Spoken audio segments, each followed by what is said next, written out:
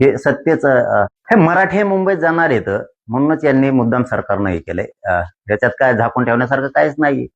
हे सत्तेच देशापुढे उघडं पडलंय.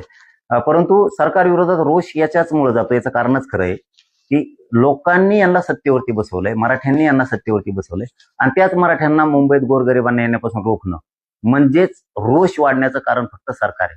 म्हणजे कायदा हातात आम्ही देतोय, तुमच्या सत्ता आम्ही तुमच्या हातात देतोय आणि तुम्ही त्याचा गैरवापर करताय. अरे लोक तुम्हाला निवडून याच्यासाठी देतात की कसल्याही परिस्थितीत आपण जर मुंबईला कुठे गेलो तर आपले माणसं, आपलं सरकार बसले तिथं, आपले फडणवीस, आपले शिंदे, आपले दादा बसलेत तिथं, म्हणून लोक जातात. जे आपले म्हणून बसले तेच आपल्याला मुंबईत येऊ नको म्हणतात.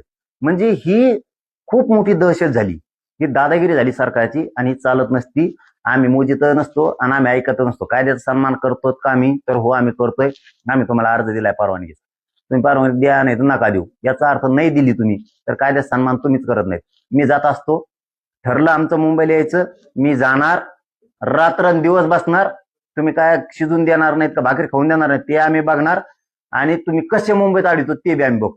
हे मराठे मुंबईत जाणार आहेत म्हणूनच यांनी मुद्दा